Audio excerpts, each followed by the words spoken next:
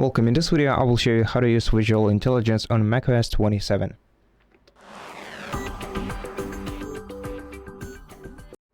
So, in order to enable this feature, if you are in the beta version, or basically if you are in the newly released macOS 27 as well, you have to go to the system settings right here. On the sidebar, you have to find Siri menu and make sure to turn on the Siri right here.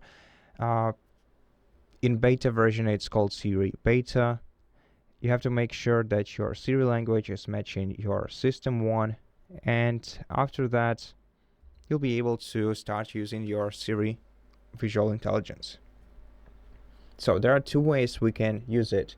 You can either press Command, Shift, and Spacebar, which will select either your current context, so your current program or whatever, or your entire screen, and you will see these two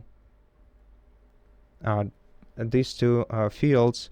Using the first one, you can ask Siri about whatever you are seeing in this picture. So we can, for example, ask it what is illustrated on background. Then let it think, and then it will tell.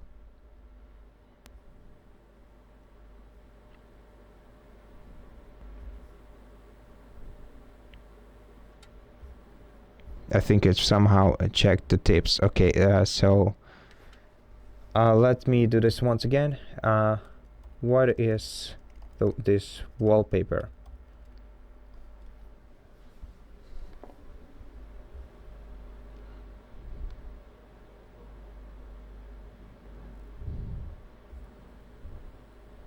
And it gives you the answer. Or you can also select image search, and image search will get you to Google image search with similar images, so you can easily find the one that looks like yours and find information about whatever you're looking for. But of course, this will only let us select the entire screen or the entire context. Sometimes we need to find some specific thing on the screen, and to do this using visual intelligence, we have to press Command, Shift, and 6.